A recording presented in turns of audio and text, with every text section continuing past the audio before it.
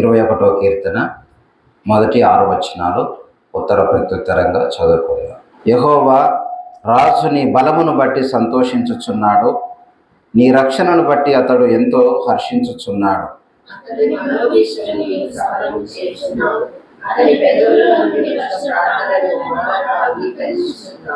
శ్రేయస్కరమైన ఆశీర్వాదములతో నీవు అతన్ని ఎదుర్కొనుచున్నావు, అతని తల మీద అపరంజి కిరీటము నీవు ఉంచి ఉన్నావు.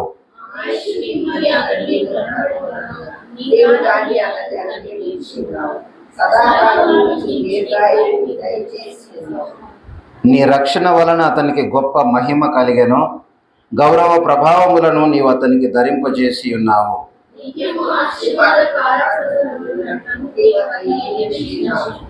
నీ సన్నిధిని సంతోషముతో అతన్ని ఉల్లాసింపజేసి ఉన్నావు. ఓకే, 21వ కీర్తన మొదటి 6 వచనాలలో మరి ఆరాధన కొరకైనటువంటి కొన్ని తలంపులను ఈ ఉదయకాల సమయంలో మనము జ్ఞాపకం చేసుకుందాం. దావీదు రచించినటువంటి కీర్తన ఇది. మరి యుద్ధానికి వెళ్ళినటువంటి దావీదుకు దేవుడిచ్చినటువంటి విజయాన్ని బట్టి తన హృదయంలో కలిగినటువంటి ఆనందాన్ని మరి గాయకుల గుంపులో దావీదు పాడినటువంటి ఒక ఆనంద గీతం అనొచ్చేది, ఒక ఆనంద కీర్తన అనేసి అనొచ్చు. దేవుని కృప మరి దావీదునకు తోడు ఉండడాన్ని బట్టి మరి గొర్రెల కాపరి అయినటువంటి దావీదు గొప్ప బలము, ఘనత, గొప్ప హెచ్చింపును పొందినటువంటి వాడుగా ఉన్నాడనేసి మనం చూస్తాం. నన్ను గణపరచువారిని నేను గణపరుస్తానని వాగ్దానం చేసినటువంటి దేవుడు దావీదు జీవితంలో ఎలాంటి గొప్ప మరి ఘనతనిచ్చాడో మనము దేవుని యొక్క వాక్యములో ఎరుగుదాము.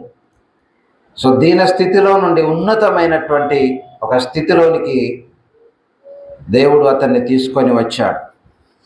కాబట్టి ఈ కీర్తన నుండి కొన్ని విషయాలను జ్ఞాపకం చేసుకుందాం. దావీదు జీవితంలో దేవుని కృప ఏ విధంగా ఉన్నదో కొన్ని విషయాలు జ్ఞాపకం చేసుకుందాం.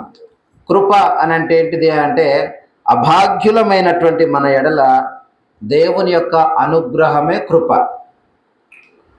అయోగ్యులమైనటువంటి మన పట్ల దేవుడు చూపించినటువంటి దయ, కనికరము, ప్రేమ, దీన్నే కృప అనేసి అంటాం.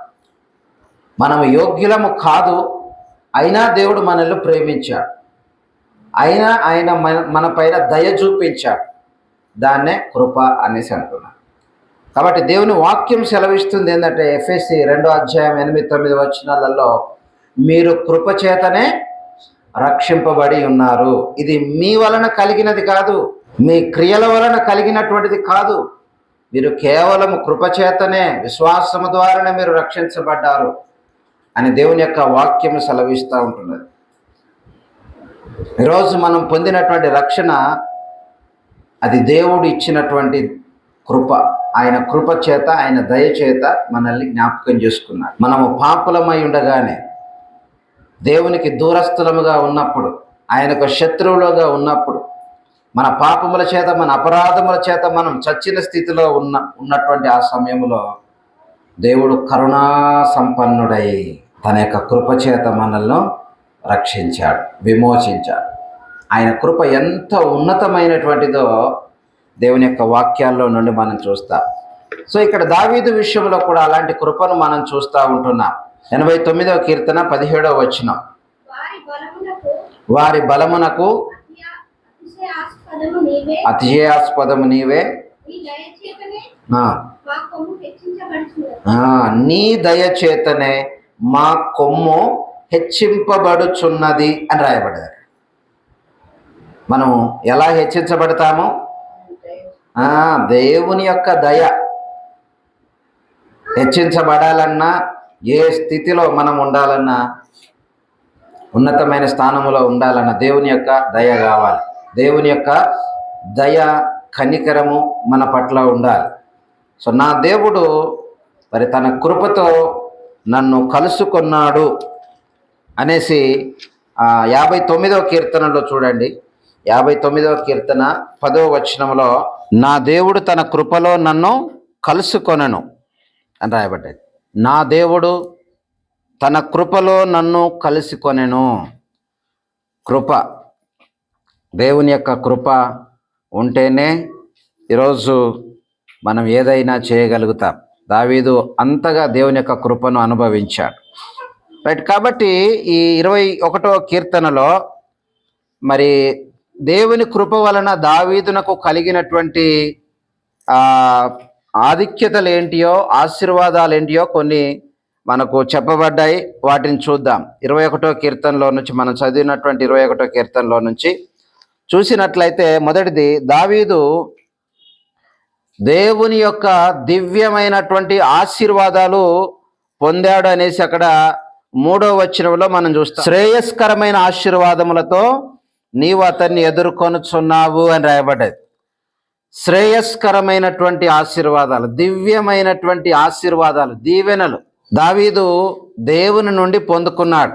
కాబట్టి ఈరోజు మనం పొందినటువంటి దీవెనలు, ఆశీర్వాదాలన్నీ కూడా దేవుని నుండి కలిగినటువంటివే, దేవుని నుండి పొందుకున్నటువంటివే. యేసు క్రీస్తునందు ఆ ఆశీర్వాదములన్నీ కూడా ప్రభు మనకు అనుగ్రహించాడు. దావీదు మరి దివ్యమైనటువంటి ఆశీర్వాదాలు పొందుకున్నాడు అన్నటువంటి విషయాన్ని మనం ఇక్కడ చూస్తూ ఉంటున్నాం. రెండవదిగా ఏంటిదనంటే, మరి దేవుడు దావీదునకు దీర్ఘాయుష్ను దయచేసెను అనేసి 4వ వచనంలో మనం చూస్తాం. ఆయుష్నిమ్మని అతడు నిన్ను వరమడుగగా నీవు దానిని అతనికి అనుగ్రహించి ఉన్నావు అని రాయబడ్డాడు. దేవుడు దీర్ఘాయువును దయచేసినటువంటి వాడు, దేవుడు దీర్ఘాయువును దయచేసేవాడు. కాబట్టి దీర్ఘాయువు చేత దీవించేవాడు, తృప్తిపరిచేవాడు. 91వ కీర్తనలో రాయబడ్డది కదా, దీర్ఘాయువు చేత అతన్ని తృప్తిపరిచేదను, అతను నన్ను ప్రేమిస్తున్నాడు కనుక నేను అతన్ని తప్పించదని ఆ విషయాలు చెబుతూ అక్కడ ఈ మాట అంటాడు. మరి దేవుని యొక్క మార్గములో నడిస్తే దీర్ఘాయువు, దేవుని యొక్క వాక్యానుసారంగా జీవిస్తే దీర్ఘాయువు. దేవుడు తన కృపలో జ్ఞాపకం చేసుకుంటాడు. మనం ఈ భూమి మీద ఎన్ని రోజులు ఉండాలో, ఎంతకాలం ఉండాలో దేవుడు ముందే నిర్ణయించాడు. కాబట్టి మనము జీవించాల్సినటువంటి సంవత్సరము, నెల, దినము, గడియ అన్నీ కూడా ఆయనకు తెలుసు. యోబు గ్రంథంలో ఆ మాట రాయబడ్డది. కాబట్టి మనము ఎంతవరకు ఉండాలో అది ఆయన ఎరిగినటువంటి దేవుడు. నరుల ఆయుష్కాలము పరిమితి కలది, వారి నెలల సంఖ్య నీకు తెలిసి అయి ఉన్నది. మించజాలని వయ పరిమాణము నీవు వారికి నియమించి ఉన్నావు. ఇన్ని రోజులు, ఇన్ని నెలలు, ఇన్ని సంవత్సరాలు, ఇన్ని నిమిషాలు, అంతే, ఇన్ని సెకండ్స్. సో దేవుడు ఎవరికి ఎంత పెట్టాడో అంతే. ఈయన ముందెందుకు పోయిండు? అయ్యో ఈయన భక్తుడు కదా, గొప్ప భక్తుడు, నీతిమంతుడు, ముందెందుకు పోయిండు, ఇట్లెందుకు జరిగింది, అట్లెందుకు జరిగింది అని మనం ప్రశ్నించడానికి ఏమీ లేదు. కాబట్టి సో దేవుడు ఆ విధంగా ఏర్పాటు చేసి ఉంటున్నాడు. కొంతమందికి దీర్ఘాయుష్, కాబట్టి సో ఆ విధంగా దేవుడు ఇస్తాడు. రైట్. కాబట్టి దేవుడు దీర్ఘాయువును దయచేసేవాడు. నెక్స్ట్ 3వది ఏంటిదనంటే, దావీదునకు గొప్ప ఐశ్వర్యం కలిగింది. దేవుని యొక్క కృప వలన కలిగినటువంటి ఏంటిదేనంటే గొప్ప ఐశ్వర్యం కలిగింది. 21వ కీర్తనలో 4వ వచనం, 5వ వచనంలో మనం చూస్తాం. గొప్ప మహిమ కలిగింది. రైట్. కాబట్టి గొప్ప మహిమ అంటే గొప్ప ఐశ్వర్యం, గొప్ప ఘనత, ఉన్నతమైనటువంటి స్థితిని దేవుడు అనుగ్రహించి ఉంటున్నాడు. కాబట్టి మనం సామెతల గ్రంథాలు, సమూయేలు గ్రంథాల్లో చూసినప్పుడు దావీదు దేవుడు ఎంతగా దీవించాడో, ఎంతగా ఆశీర్వదించాడో, ఎంత మహిమపరిచాడో, ఎంత ఐశ్వర్యాన్ని ఇచ్చాడో ఆ విషయాలన్నీ కూడా మనం చూస్తాం.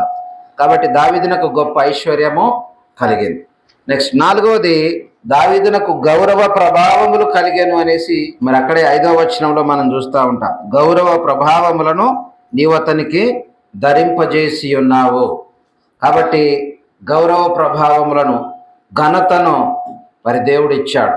కొంతమందికి ఇచ్చినటువంటి ఘనత పోగొట్టుకుంటారు వారి యొక్క జీవితాన్ని బట్టి, వారు జీవించినటువంటి జీవితాన్ని బట్టి. సౌలుకు దేవుడు గొప్ప ఘనత ఇచ్చాడు. తన యొక్క సంతానాన్ని కూడా ఎల్లప్పుడూ రాజా రీతిగా ఉంచాలనేసి దేవుడు అనుకున్నాడు, కానీ దాన్ని సౌలు పోగొట్టుకున్నాడు. నెబుకద్నెజరు తన యొక్క స్థితిని పోగొట్టుకున్నాడు. కారణము వారు జీవించినటువంటి జీవితాన్ని బట్టి.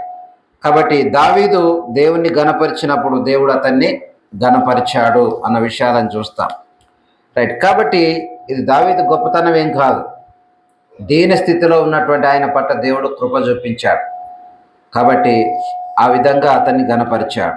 ఐదవదిగా చూస్తే మరి శాశ్వతమైనటువంటి ఆశీర్వాదాలు కలిగాయనేసి 6వ వచనంలో మనం చూస్తాం. నిత్యము ఆశీర్వాద కారకుడుగా ఉండునట్లు నీవు అతన్ని నియమించి ఉన్నావు. ఆశీర్వాద కారకుడు, ఆశీర్వదించబడ్డాడు. అలాగే అనేకులు ఆశీర్వదించబడడానికి కారకుడైండు అన్నట్టు. అనేకులు ఆశీర్వదించబడడానికి కారకుడైండు. ఈరోజు నిన్ను నన్ను దేవుడు ఏర్పరచుకున్నది ఎందుకని అంటే మనం ఆశీర్వదించబడాలి. అలాగే ఇతరులు అనేకులు ఆశీర్వదించబడినట్లుగా, దీవించబడినట్లుగా మనము ఉండాలి. ఆ విధంగా దేవుని కొరకు నిలబడాలి, వాడబడాలి, దేవుని కొరకు అలా బ్రతకాలి. కాబట్టి అలాంటి శాశ్వతమైనటువంటి ఆశీర్వాదాలను పొందుకున్నాడు. సో దేవుడు దావీదు పట్ల ఎలాంటి కృప చూపించాడో ఈ వాక్య భాగంలో నుండి చూస్తున్నాం. కాబట్టి మొదటిది, దావీదు శ్రేష్టమైనటువంటి ఆశీర్వాదాలు పొందుకున్నాడు. దేవుడు దీర్ఘాయువును దయచేశాడు. దావీదుకు గొప్ప ఐశ్వర్యం, మహిమను కలుగజేశాడు. గొప్ప గౌరవ ప్రభావములను మరి కలుగజేసి ఉంటున్నాడు. శాశ్వతమైనటువంటి ఆశీర్వాదాలు మరి కలుగజేసి ఉంటున్నాడు.